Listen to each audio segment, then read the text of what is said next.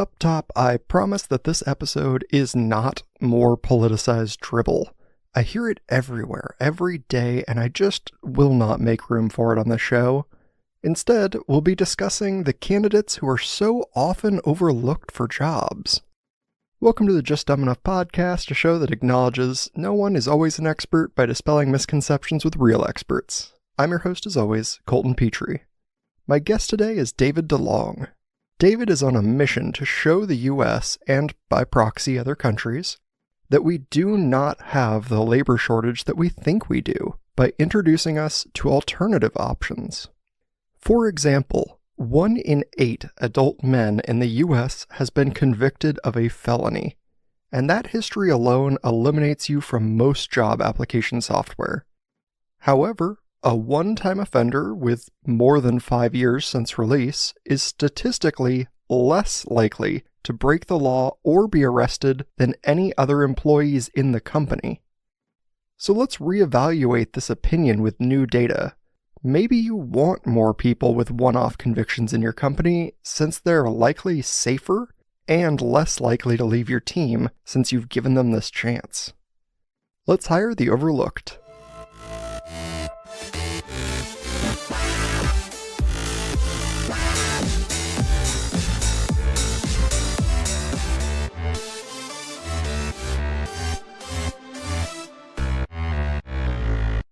Welcome to the show, David DeLong. Great to be with you. I'm so happy to have you here. Why don't you introduce yourself a bit for the audience? Well, thank you so much for having me.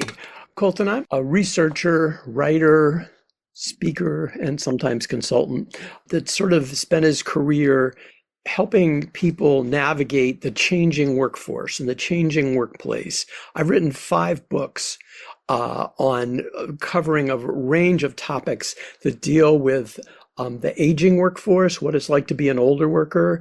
I wrote a book called Lost Knowledge, Confronting the Threat of an Aging Workforce. I've done reports on Buddy, Can You Spare a Job? The New Realities of the Job Market for Aging Baby Boomers. And then I wrote a book 10 years ago on Graduate to a Great Job, Make Your College Degree Pay Off in Today's Market. But what I've evolved to, and I've been speaking to executive audiences for all this time about solutions for critical skill shortages and the changing workforce from the business perspective, not just from the individual's perspective. And today I've come to, and most recently, the last 4 years, I've been studying this particular challenges of marginalized workers. That is, people who face major obstacles to employment, specifically people who've been formerly incarcerated, the people with disabilities, and refugees or immigrants. So that's what I do, and I've done, and my goal is to spread the messages to help managers be more effective at hiring these folks, and to help individuals succeed in the job market that presents particular challenges for them. Yeah, of course. You're a man of many hats, certainly. And it sounds like you've covered kind of a wide array of topics because these aren't necessarily similar to each other, are they? No, obviously the challenges, as I started out with the aging workforce, the challenges facing older workers, there's a lot of commonalities that has to do with networking and being clear about what your skills are, telling yourself the truth about what you can do, understanding how you're perceived by potential organizations. And then obviously younger workers don't have that, younger candidates, job candidates, and they don't have to be college grads. They can be anybody who's young, in their 20s or just starting out in the workplace, don't necessarily understand the power of networking, of relationship building, of using technology to get jobs, all those things, selling themselves, how to sell themselves, and how to develop focus and do enough research to know where their skills would be a good match for what's needed in the job market. So those are similar and different. But now this group is particularly challenging because this group of marginalized workers face a new set of challenges. Well, and one thing I wanted to touch on, just since we were talking about, the aging workforce, I had met a guy in one of my previous jobs who was working like an entry-level job, and he was, past retirement age. And I had sat down and talked to him at one point because I was like, what's your story? What's your thing? And it turns out that he had been like CEO of a major company and had decades of experience traveling the world making sales. And I was like, so why are you working this like entry level job? And he said, well, obviously financial things happened, family, I needed to come back to work, but I'm overqualified for basically everything. And that seems silly to me that we're like overqualification is a thing. Yes, well, the market, the job market, and the economy is very ageist. There's a strong bias against older workers or older job candidates. You walk in with gray hair, and again, a lot of it depends on culture fit. If you walk into a company, if you're 65 years old and you walk into a company that's staffed by 30-year-olds, they're just unconsciously going to look at you and say, "I'm sorry, this person doesn't fit," even if they might have the skills. It's will they work over coffee or over a beer? Will they be someone we want to work with? And I don't want to work with my dad, or my mom. And so there are a lot of challenges, and I can picture that. There are many people who have great skills, accumulated skills, who can't find a place in the job market because they're just viewed by the market as too old, having a short runway. Oh, they'll probably retire in the next year or two, or they might have health problems, and they'll cost us more in our insurance. There are all kinds of issues related to that. I gotcha. And I guess that kind of applies to the others, right? Like you see one thing and you kind of judge them based on that. Like, if we started with incarcerated persons, right? People who've been to prison who have a record. I know those things kind of show up in like background searches and job screenings, and people kind of immediately are like, oh, well, throw this application away because this person must be a murderer. Right. There's tremendous bias.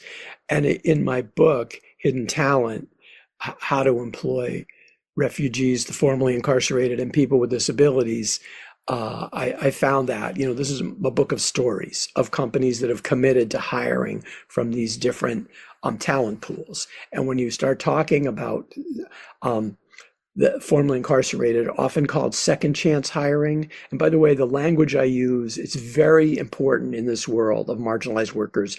People are very sensitive to it. And I have a section in the book about that because I don't want to insult anybody, but I have to use language that communicates. For example, originally I wanted to call the book How to Employ Refugees, the Justice Involved and People with Disabilities. But turns out CEOs don't know what justice involved means, even though it's a common term used within the culture of second chance hiring or people going through what they also call reentry, coming out of prison. So the biases that you asked about are very real. And this is one of the first challenges when companies think, hey, we could tap this market of formerly incarcerated folks. Do you realize in the United States, 1 in 8 males, adult males, have a felony record, and 45% of people adults in the U.S. Know someone or have a family member or an extended family member who's been incarcerated. 45%. It's amazing. Now, obviously, the listeners in other countries on this podcast, don't have to deal with that level of convictions or criminal histories because we're a little crazy about that in this country. But still, it creates a segment of the population, you're right, that is stigmatized, that is often, again, we'll talk more about this, but is often face major barriers to employment, to sustainable employment. They can get a job at Dunkin' or, at McDonald's, but they're not going to get a sustainable job that'll pay a sustainable wage. Well, and when you talk about that, the US is like #1 for the amount of incarcerated citizens we have. We are massively above everyone else. So for us to eliminate such a large population from the work pool, like you are for sure limiting yourself. Absolutely. And this is the whole basis of my research is for 20 years, I've been talking to executives about solutions, innovative solutions for critical skill shortages. If you talk to most senior managers today, they'll complain about, we can't find people. We can't find people who will show up and pass a drug test. There just aren't people out there and who are viable employees. And my whole argument is, okay, look, there actually are people out there that some of them have a criminal history, but have changed as people. Some of them are new arrivals here in this country. They're legally qualified to work. They have green cards or they have work visas, or they have a disability which requires some accommodation, but they can still be a great employee. And my whole commitment and crusade is around looking at these folks and saying, these people could be viable, great, productive, loyal employees. And you need to be looking at them instead of just complaining about, we can't find workers. Well, and I mean, talk about a population that has a desire for change. Like people, especially with non-violent felonies who just made a mistake in life, like they want to change. And if you're the company that gives them the opportunity to have an independent life, that's a person that's never going to leave your employment because they're so grateful for that opportunity. They're going to work really hard every day. That's right. I have a story of a woman named Valerie who had 5 kids, 5 young children, and she was in a very abusive marriage with a husband who was surrounded by friends who were very threatening to this woman. And she was working in accounting, and she made a terrible mistake. She stole money from her employer because she had to get out of her living situation, and she didn't know what to do with 5 kids to keep them safe.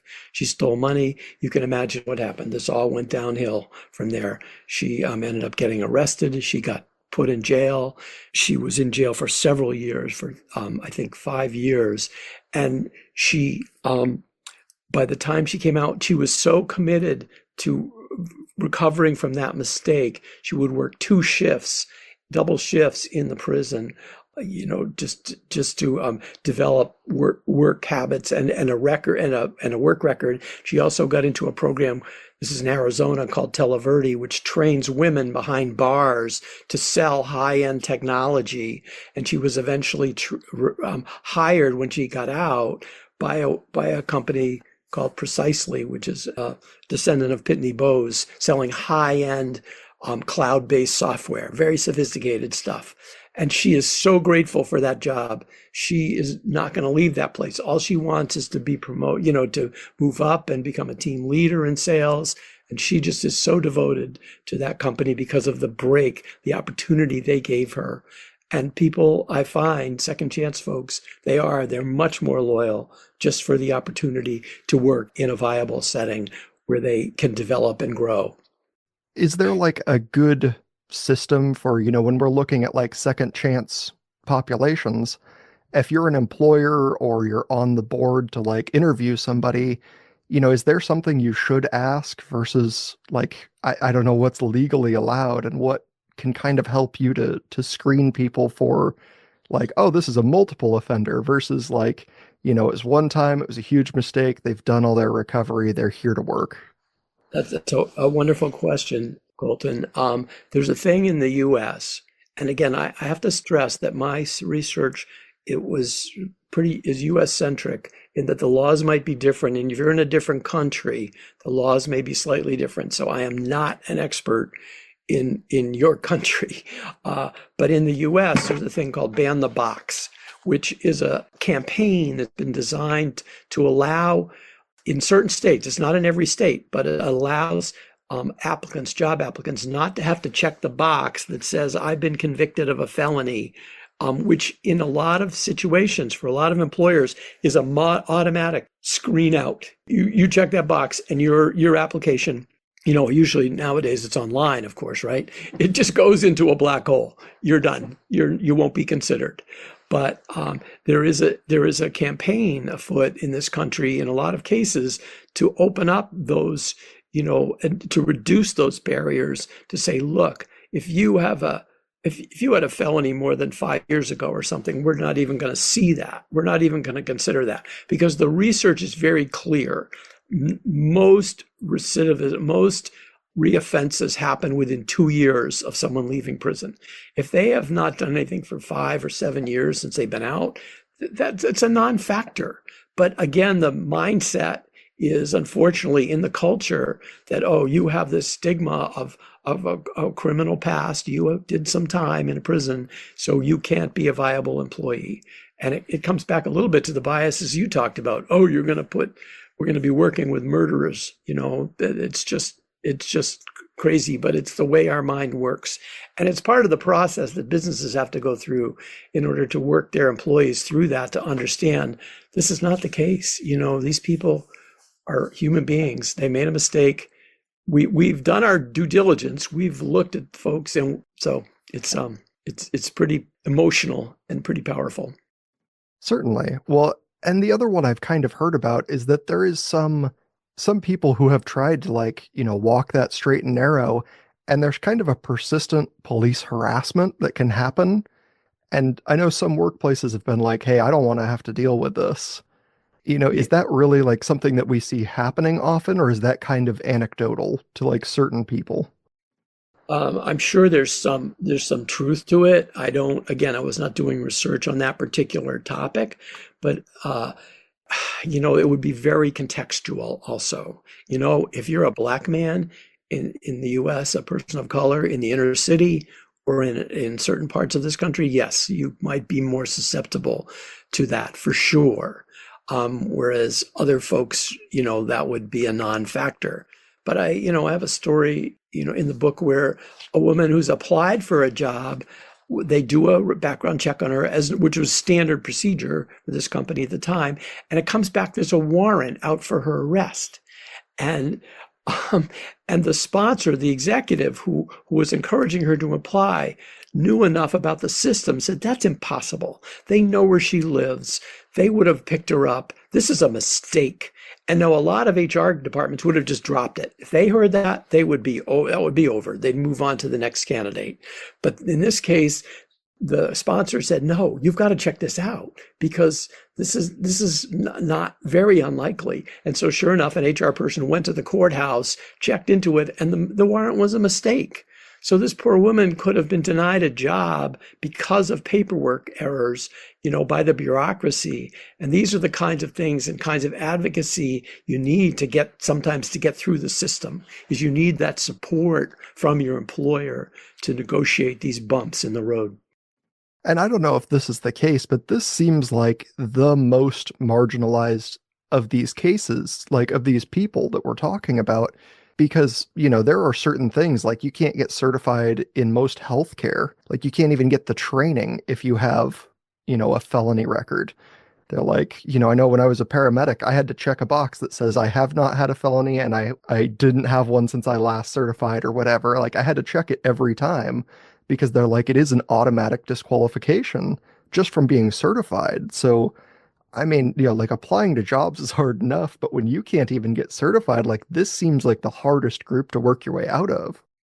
Yeah, each group really faces its own set of problems that we're talking about here. Again, the group would being second chance hires, people going through reentry from prison, refugees or immigrants, people with limited language skills. I'm not talking about people who are fluent in English because they have a whole set of different opportunities, assuming they have some skills in education. But if you're really limited in English, you're really limited on the job market. And then the third group being people with disabilities, which again might be physical disabilities that could preclude you from doing certain types of jobs, or cognitive disabilities like autism, where being diagnosed on the autism spectrum, where with some accommodations, there are some jobs you can be fabulous at, but you need certain accommodations and coaching to make that work. So to your point, I think the barriers for second chance hires are. It's a great question. They're different. They're more socially imposed, I think. Well, I'll tell you a quick story. My wife worked, one of the things that got me into this was my wife went to work 6 years ago. I was headed to write another book on talent management, just a general book on the building tomorrow's workforce in today's economy. Great, put me to sleep. But my wife went to work here we're here in Massachusetts. She went to work for a nonprofit called UTEC, UTEC, that works with young adults coming out of prison. And they're almost all these folks are second generation immigrants. Their parents immigrated and they're They've grown up quite poor, and they already have a criminal record by the time they're 20 or 21. And we just saw firsthand how difficult it was for these folks to start a career, to get a job. And one of the stories that my wife Sue told, she said we had two guys who went to an EMT training or went to see a EMT vehicle, an ambulance, and they were, and just as to see opportunities, and they were all excited. They thought, this is really cool. And they had to be told, you can never do this work because of your felony record. You could not get this job. And they were so excited. And given their education level with some additional training, they could have been great at this. But because they made a mistake at 18 or 19 and have a criminal past, they're excluded from that career path. Well, and I don't know anything about the laws or situations surrounding it. Does that ever drop off? Like, can you have it expunged after like 10 years? You're like, look, I was convicted at 19, but I'm 29 now. I've done all the training. I want to be, an EMT, just for instance. It's a great job for people to aspire to. Like, can it get removed so that they can get that job eventually? Again, in Massachusetts here, we have had a series of expungement laws that were passed, and that is another subject, like ban the box, and that's why if you're an employer, you need to know in your state or your region or your country what the laws are around interviewing people and what kinds of questions you can ask individuals about their past related to any kind of criminal conviction. But yes, there now are in Massachusetts, I believe, certain regulations that would expunge, delete, seal records of past, convictions at a certain age after a certain point. But I can't tell you exactly what those are, but expungement is a real thing. Yeah. No, I would just hope that we had that chance, right? Like you could recover as a person and do better and become, whatever member of society you want to be. Because, if we're saying like after 2 years, stats show that reoffenders just don't happen. Well, if at 5 years, like the amount of reoffenders are the same as the general population first offense, like expunge the record because they're now a functioning member of society. We've welcomed them back in. I think you're pretty correct that that is the case. In fact, one of the arguments against hiring people from this group, second gen hires, is, we'll increase our risk as a company of somebody doing something, one of these people doing something bad, and the company will be at risk of being sued. Well, all the research shows that just is not true. The likelihood of some other employee with no criminal past doing that, acting up, committing a crime is just as high as someone who has a past of incarceration, but it's somewhat distant. So let's move on to the next group, this immigration refugee camp that we see. Like, what is kind of the struggle there? You said having a limited language skill is obviously pretty hard. Right.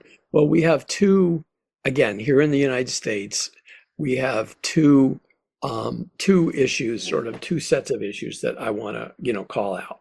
We have the issues you just alluded to, transportation and language, which I'll talk about in a sec. But we have to acknowledge the fact that right now in the United States, when we're recording this, there is tremendous fear and uncertainty about the future of immigrants and refugees to be able to work in this country. And because of things that the administration has initiated in rescinding, as I understand it, certain temporary protected status for certain refugees from countries like Venezuela, El Salvador, the Ukraine, has put all these people at risk of potentially being deported. Nobody's an expert on this right now. What's happened is, I'll tell you, because I follow this in my ongoing research, is the companies and employees have gone quiet. I can't get anybody to talk on the record and say, this is what we're doing. Everybody's just scared. And the employers are scared if they have great employees who might be immigrants, all legal to work. I only deal with people who are documented, the undocumented, dealing with undocumented immigrants as refugees is a whole nother story. And I'm not writing about that and not researching that. But I'm talking about people who are here legally and legally qualified to work. So I just want to flag that as an issue that we have. It's underlying. And I'm convinced that this country so desperately needs immigrants and refugees to build the workforce. We haven't talked about the fact that this country, and the whole business reason underlying my work, is this country faces major workforce shortages. And again, this is true throughout the industrialized world. All of Europe, Japan, Australia, the workforce shortages and skill shortages we face in the next few decades are phenomenal, just because of the declining birth rate, the fewer young people coming into the workplace, and also retiring baby boomers, retiring older workers. And in the US, a decline in the labor force participation rate among men for a variety of complicated reasons, one of which is opioid addiction. It's really horrible, but and you know that in Oregon, that's a real heartbreaker. But there are all kinds of reasons the workforce available labor pool is shrinking. And so ultimately, the only way the workforce is going to grow, which is going to feed our economy in the US, is through immigration and refugees. And obviously the system is broken and needs to be fixed, but that's an underlying issue. Now, can I turn to the other topics that we were? Yes, please. Go ahead.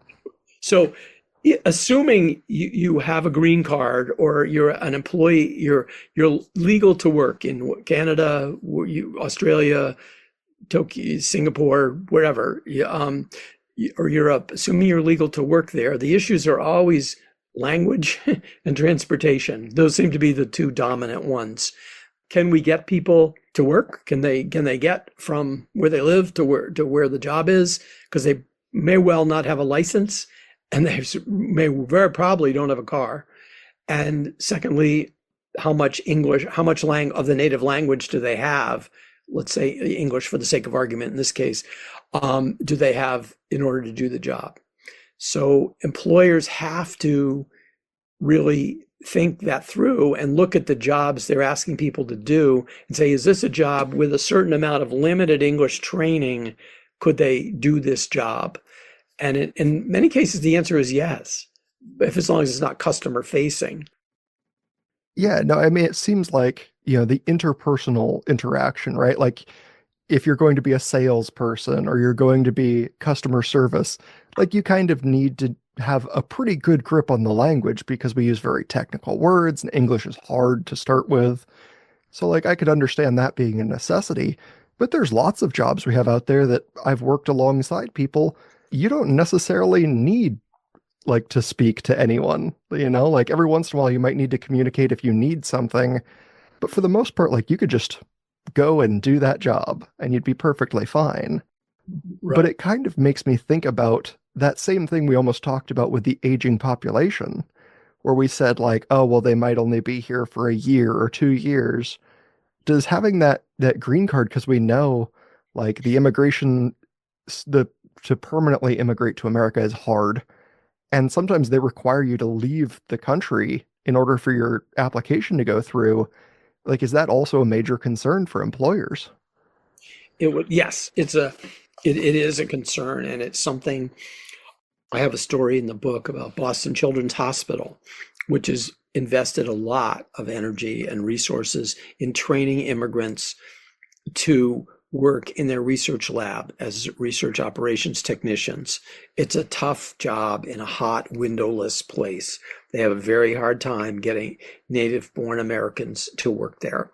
But it's a job for certain immigrants who are learning English, who want to be with a branded company, well-respected or institution organization with career opportunities, great benefits.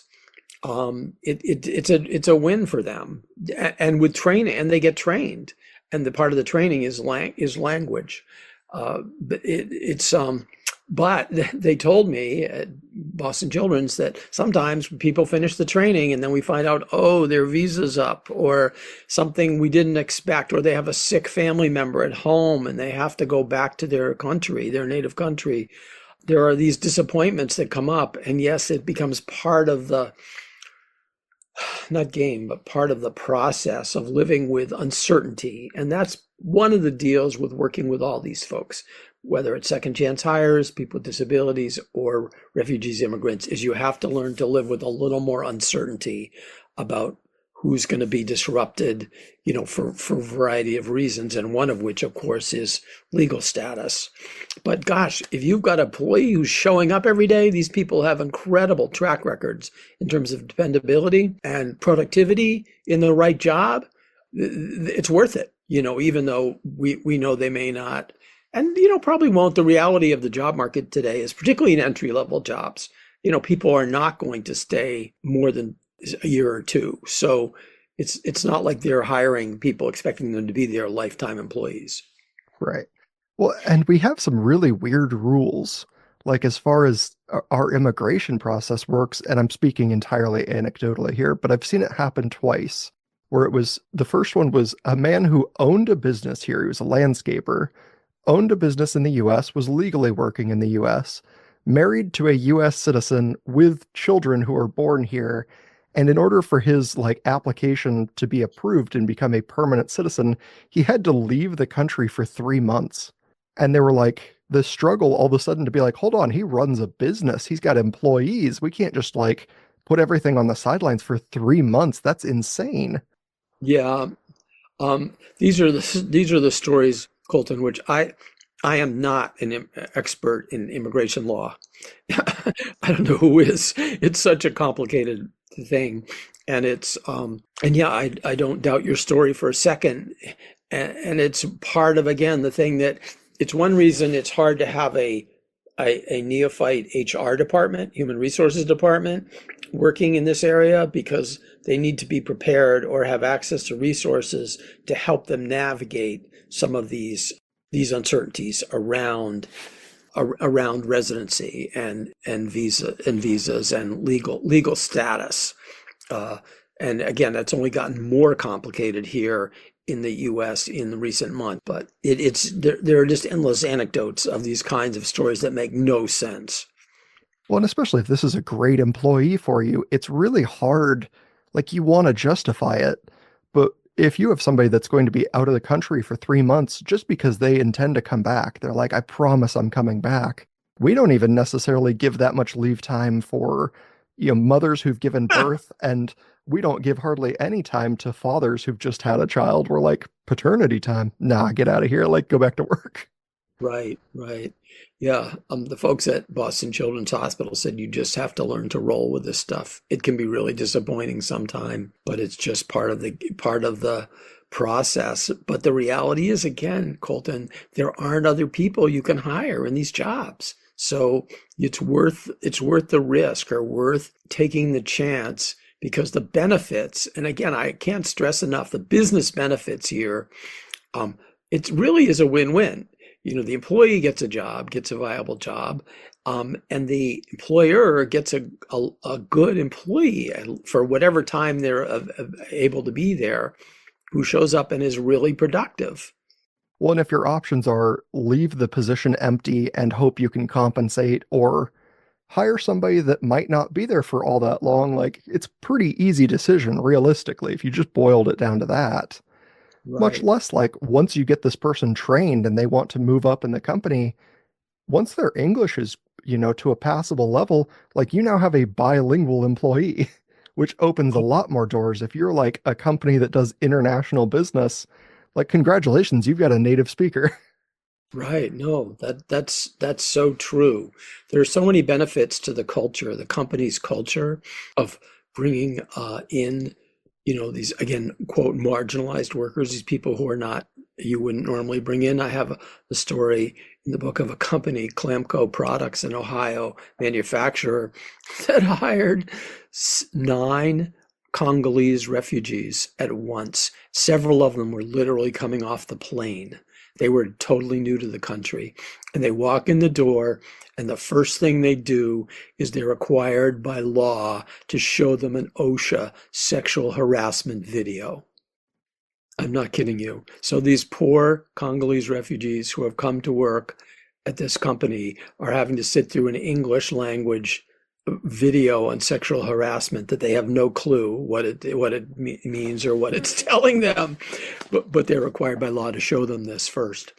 And these workers, and the reason they hired them, one of the reasons they hired them is they could not staff the second shift of this company. So at night they couldn't, and they were burning out their own workers. So their own workers are getting burned out, and the management knew they risked losing them. So the advantages of bringing these folks in, who turned out to be incredibly productive employees, and changed the company's thinking about what productivity levels we actually could achieve, is amazing. Well, and this kind of brings us to our last part, which I think is very interesting, right? Like the disabled population, because especially when you talk about like autism, I think there's a very broad misunderstanding. Like I've done, I think, 3 different autism topics, and every time we've done them, people are like, "Oh, wow, I didn't know any of that."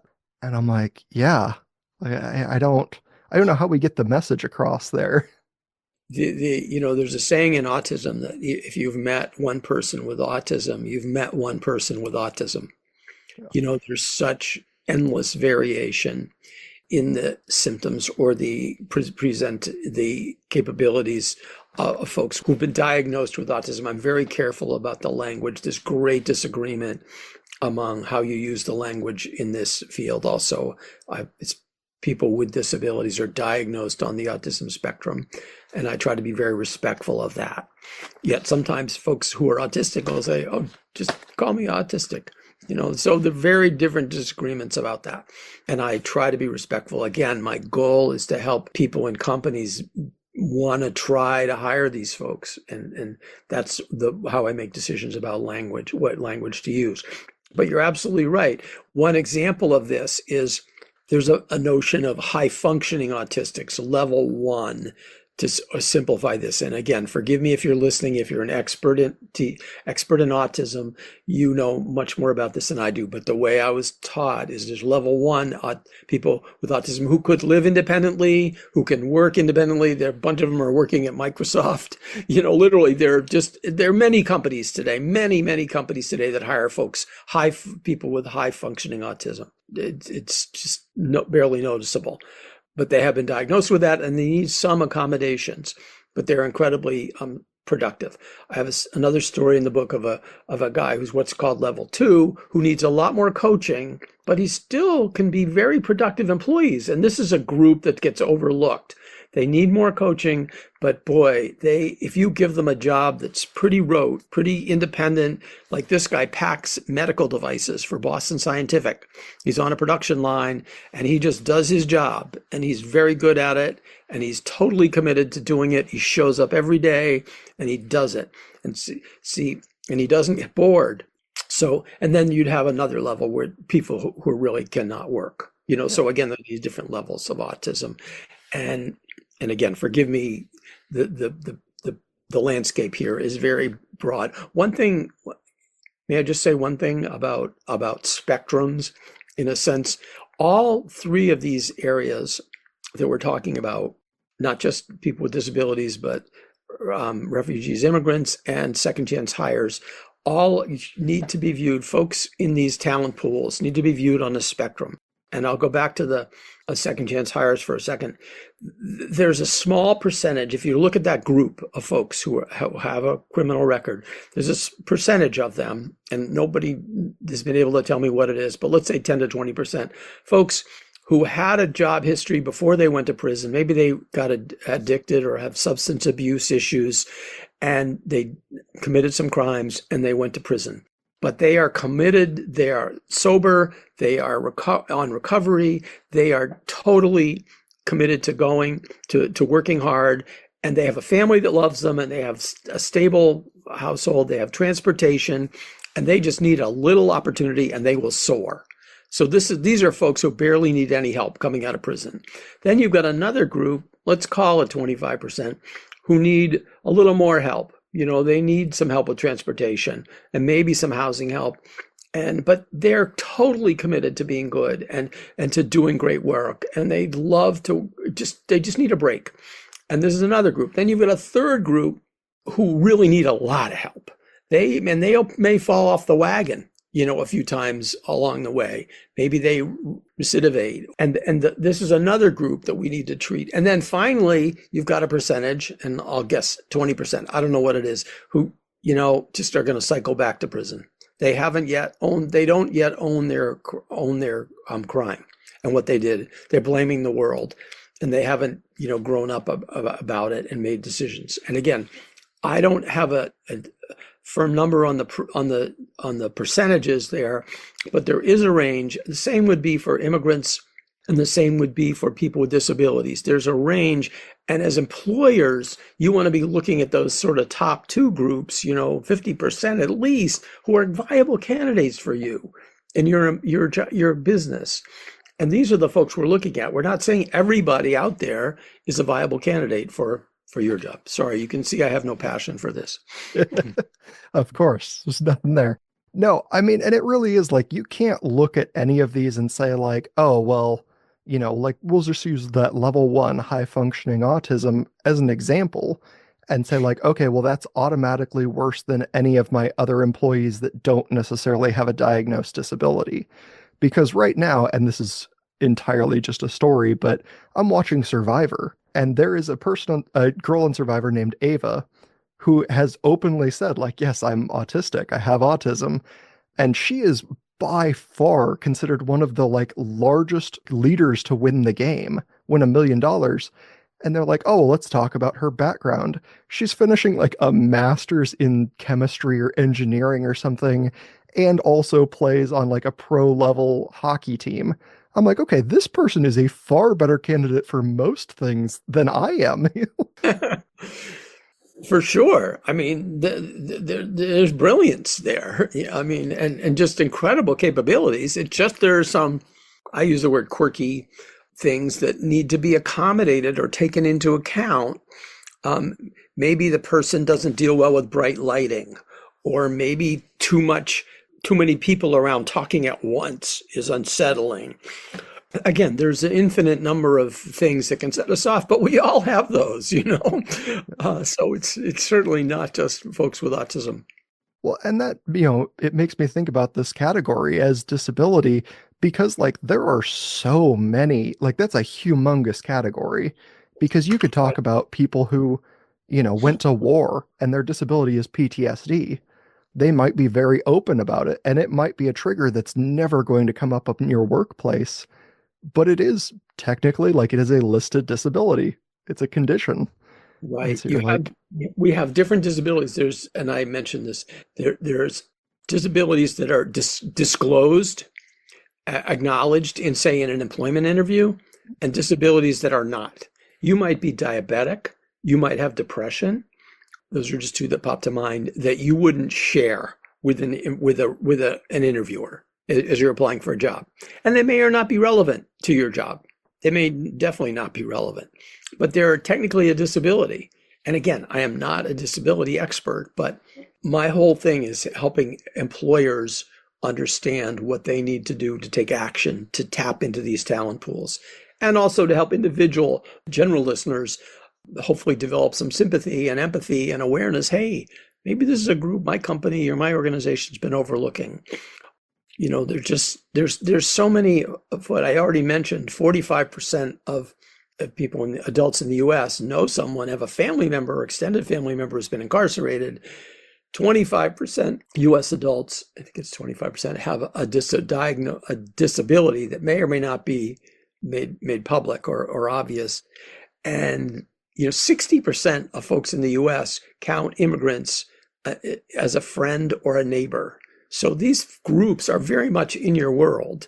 And one of the things that has been touching about my book is people say, well, this has helped me think about my neighbor who's got autism or my family member who's got autism. And one of the things I've been happiest about is giving hope to people who know folks with, say, autism, who don't see a future job path for them, and realizing there are employers out there who are game to give you a chance. Yeah, I mean, off the top of my head, I can think of a guy who's one of the hardest workers I know, who is both an immigrant and has a seizure disorder. And I'm like, I would hire that guy 10 times out of 10 because he's an amazing guy. But it's like, yeah, if you looked at him on paper, you might be like, oh, well, this isn't a very good applicant. So it's kind of that like, and it's almost the same with a disability, right? Like I could see if you're missing an arm, I can physically see that you're missing an arm. But if you have one of those quiet disabilities, like we may never know about it. Right. No, that's a wonderful example, having the medical condition and then the legal status. But you're right. Yeah, there's a great example of a candidate who could be a fabulous employee. But we need to break out of these boxes of what's a good employee or acceptable. And human resources need to be much more accommodating there. Well, and this is kind of one of those like, I know that the American Disabilities Act, I think that's it, the ADA requirements for a lot of workplaces can change when you hire someone, right? You have to be like aware of that, and that requires some level of training. But a lot of employers don't know that can also just happen to an employee you already have. You can have an employee that is suddenly diagnosed with something, and now you have to learn those ADA requirements anyway. So you're not necessarily avoiding these issues, just like when we talked about second chance hires. There's a chance that your totally innocent worker like goes off and commits a violent felony tomorrow. These things can just happen to you, and it doesn't necessarily like disqualify them from now being an employee. Exactly right. Yep. You can have employees.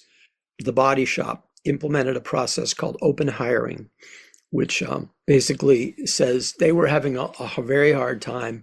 They're an international retail chain of beauty cosmetics. It's places you and I never go, right? But the women in our lives do. And they implemented this process called open hiring because they were having a great deal of trouble finding good people to work in their distribution centers and their stores. And open hiring is a process where you just ask people to put their name on a list. There's no job interview, no resume, and no drug test.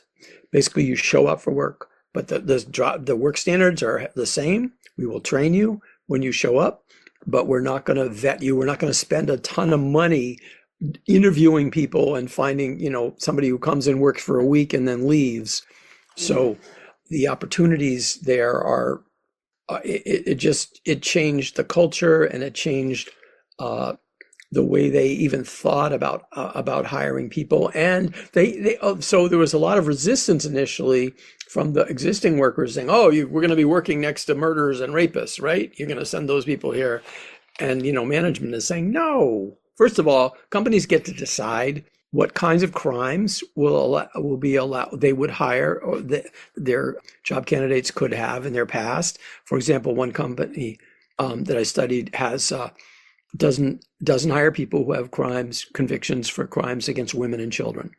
It's just a blanket. They're wide open to second chance hiring, but they will not hire folks in that category. So the management at the Body Shop said to their employees, what do you think right now? Do you think there are people in this organization who have drug problems, who have these different issues that we're talking about, we're afraid of? And of course, people had to say yes. That it wasn't like they were just going to be brought in by this new wave of employees. These problems already exist within a company, particularly big companies. Well, and that's why, companies still do randomized drug testing, right? Because they still find employees that they didn't consider, to be an issue, all of a sudden fail their drug test. Like that can happen anywhere at any time. And we kind of all know deep down, right? We know that we're like, oh yeah, somebody in this company is doing drugs. I don't know who, but I'm sure someone is, because statistically someone has to be. Statistically, right, exactly. So, what other kind of things, what have we not touched on that's like really important to communicate out there? Well, first of all, the experiences of businesses, I can't emphasize enough that and I had executives say to me constantly, this is not charity. We aren't doing this just to be nice. We're doing this because it's smart for business, our business. These people come in, they're good workers, not everyone. It's like any other hire. You hire 10 people, a bunch of them are not going to turn out to be good hires, no matter what their background is. And the same is true with folks from these marginalized groups. They just require extra care. If this was easy, everybody'd be doing it today. Everybody'd be hiring people with disabilities and refugees or immigrants and people formerly incarcerated. It would be a done deal, but it's not easy. And that's, again, why I pursued this research and this book, is I wanted to show what are the obstacles, what are the challenges, and how do we overcome them? What does success look like? And the success really looks like really helping the business and also changing the culture. One of the things that's really nice, particularly around hiring folks with disabilities, is softening the culture. It just makes people, I can't explain, it's hard to explain, but relax and feel. So wonderful stories out of Walgreens, the drugstore giant, how they committed to hiring a majority of people when in several of their distribution centers had major disabilities.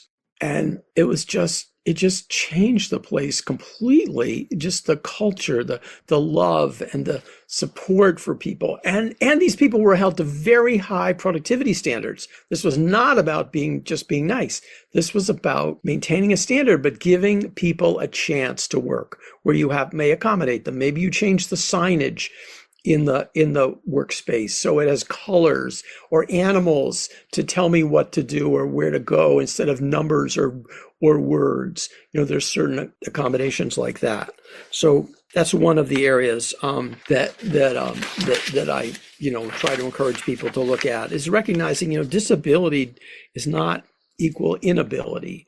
There's so many examples of people doing great work, and in a way, when you're talking about second chance, redemption goes with ROI.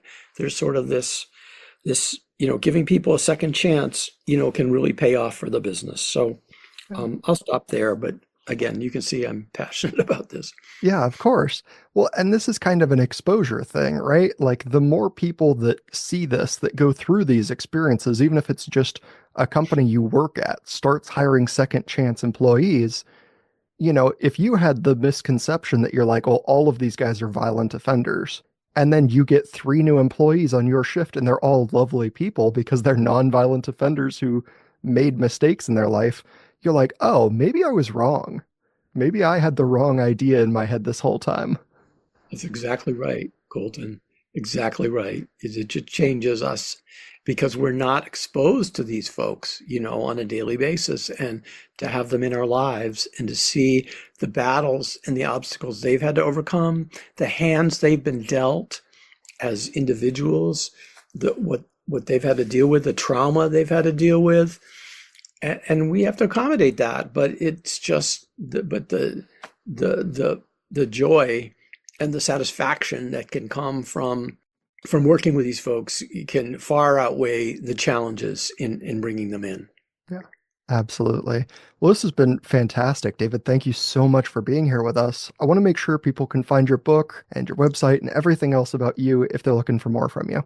Sure. The easiest way to find the book is to go to book website page, which is read the book, readhiddentalent.com. And my business website, which will also get you to the book, is smartworkforcestrategies.com, smartworkforcestrategies.com.